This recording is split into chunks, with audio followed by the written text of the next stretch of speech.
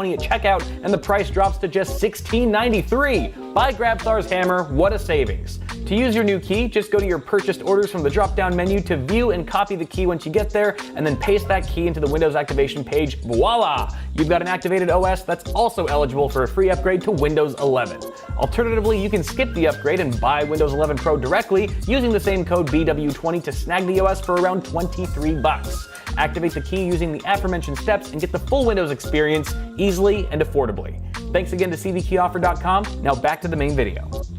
We got it, baby. Here it is, 5600X3D. I saw that they had like 20 in stock at this location. That was yesterday though. I was like, I hope they don't sell out by the time I get there, because I know these are hot product, and Micro Center again is the only place you can get it. It's a really weird launch, and I'm sure you guys already know this by now, but for those who don't, the 5600X3D is basically just a failed 5800X. It was a defect, there was something wrong with it, so they turned them into 5600X3Ds with 2 fewer cores. This is actually a really solid mid-range gaming chip, 6 cores, 12 threads. It's got a lower base clock, or actually frequency all around than like 5600X for example, but the L3 cache is ridiculous. It's got at least like 2 billion megabytes of cache, which is part of what makes it such a great gaming chip, especially for the price, which is, I think they have it listed for like $229? Is it $229? Something like that. All right.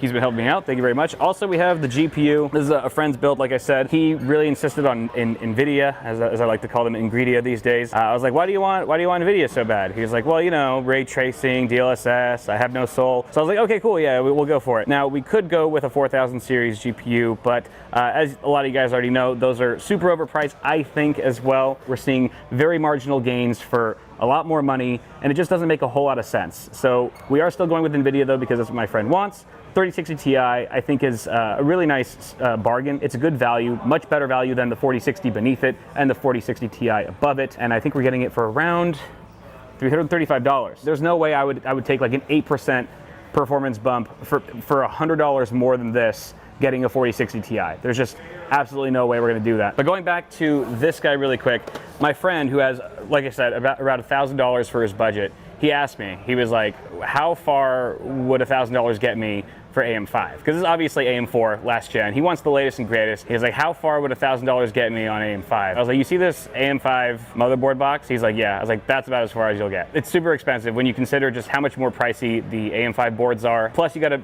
account for DDR5 memory, which is a lot more costly than DDR4. I was like, dude, you're not gonna, like, let's just go with DDR4 or AM4. One thing I should point out about the 5600X3D is that it doesn't come included with the Wraith cooler, which was always a really nice bonus add that I always appreciated, but we don't have it here, so I'm gonna hook my friend up with an AK400 Zero Dark from Deepcool. It's a $40 cooler.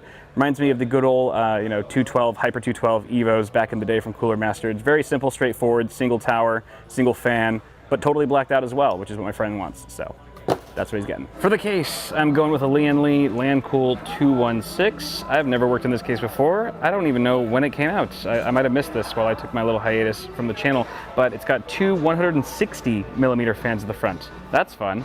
And then another pre-installed 140 at the rear. Lots of airflow. Obviously, there's lots of airflow. As you can see, there's tons of mesh at the front. Should be good for airflow. This is going to be obviously an airflow build, and I think the price is right for about $100. That's good mid-range. That's about right for a $1,000 build. Black, let's make sure this is black. It looks black to me. And also make sure that there's no RGB, because there is an RGB version of this, which we don't want. I believe, yeah, okay. It would have that if it was, which it doesn't, so we should be good.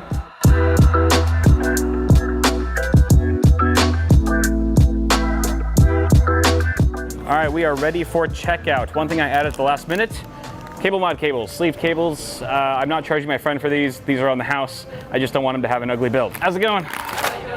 Good, good. I'm just making a quick little video here. Every now and then I like to come in here and harass you guys. Oh, can you ring this one up last? Absolutely. Because I just want to see what the price is before we add this. My friend's got a $1,000 budget, and I'm pretty convinced that I have it really close to that. I'm not very good at math, but we'll put it to the test right now. All right, let's see what the total is. We are at, oh shoot, I got pretty close. I'm a little over budget, but I'll consider it a building fee since I'm building this for my friend. All right, $1,000 build. AMD sponsored plant, ridiculous.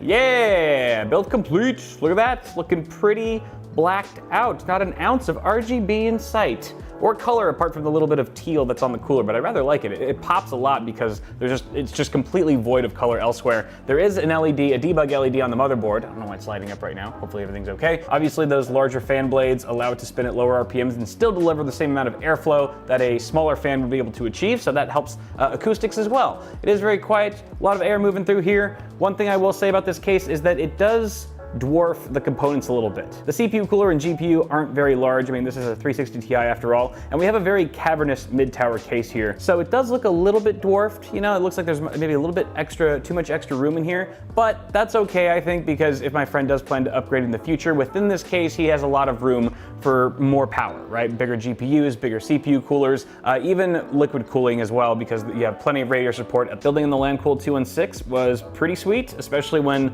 like I said, a lot of the components that we're using are relatively small. One thing I wanted to point out from the back, in the back of this case that I really like, first of all, push pins, good. Classic Lee and Lee. These cable management tabs, whatever you want to call them, this is genius. The way it works is you just lift it. It's screwed onto one side and then open on the other. It's kind of just, you know, not a spring, but springy.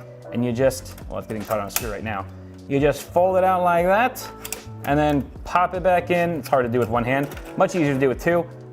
Boom, like it's just so simple. It's so simple, but so easy to use, so effective. This is the best cable out of all the stupid cable management gimmicks that I've seen behind a motherboard tray in the last 5 years probably. This is the coolest thing. This is my favorite. This is by far my favorite cable management addition that's been made to cases. Good job, Lee and Lee. That's a really smart move. For the rest of the cable management here, it's pretty straightforward. Typical Velcro straps, some tie down points. I do like the removable cover plate that they put here that covers up the cutout for your CPU cooler, because it also has a couple tie down points for more cables, just utilizing the space that would otherwise be pretty useless, apart from changing out your CPU cooler should you need to down the line. One gripe that I have about this case, I think probably the only main gripe, is this piece right here, which is removable. You can unscrew it from the back. There's one screw holding it in, and you're just supposed to slide it off. But the slide, it's tight. It's really, really tight. I was struggling with it so much, I eventually had to grab a ruler to help pry it open. I don't know if it's just this case or if that's how they all are, but it was really difficult to take off. One thing I'll note is that the power supply is pretty ugly. It's a power spec, sort of, I think, Micro Center's in-house brand for PSUs.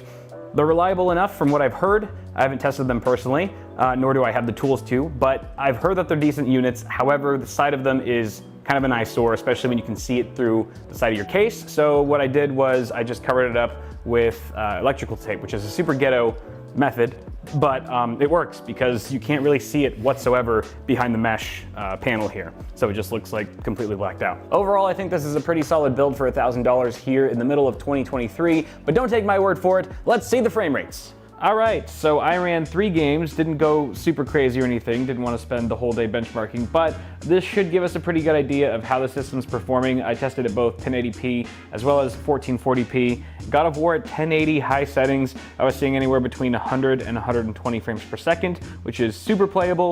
At 1440, we were getting roughly between 80 and 90 frames per second, well above 60. This is important for my friend to know because he was still deciding between a 1080 or a 1440 monitor. I think once he sees these results, he's going to go with 1440. At least that's what I would recommend. In Shadow of the Tomb Raider at 1080 high settings, we were getting anywhere between 170 to 190 frames per second in the area that we were testing in, which is the jungly, foresty area. You don't really need super high frame rates in this game, but this system delivers it regardless, and it's nice. At 1440, still really high, well above 100 frames per second here, getting anywhere between 120 and 130 FPS. And finally, with the most demanding title, Cyberpunk 2077, at 1080 high settings, this game swings wildly when it comes to frame rates just due to the diversity of environments and different structures, draw distance, everything's constantly changing. Sometimes there's nobody around, sometimes there's a million people around.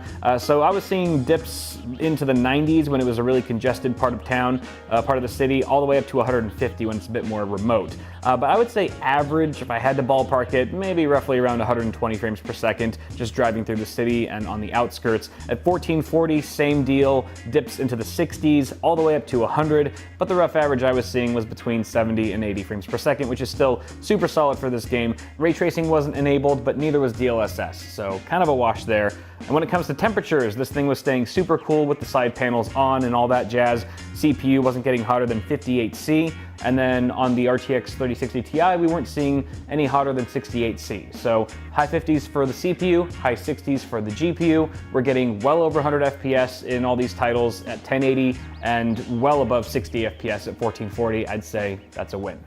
I think what this video tells an AM4 chip and a old now. That's insane.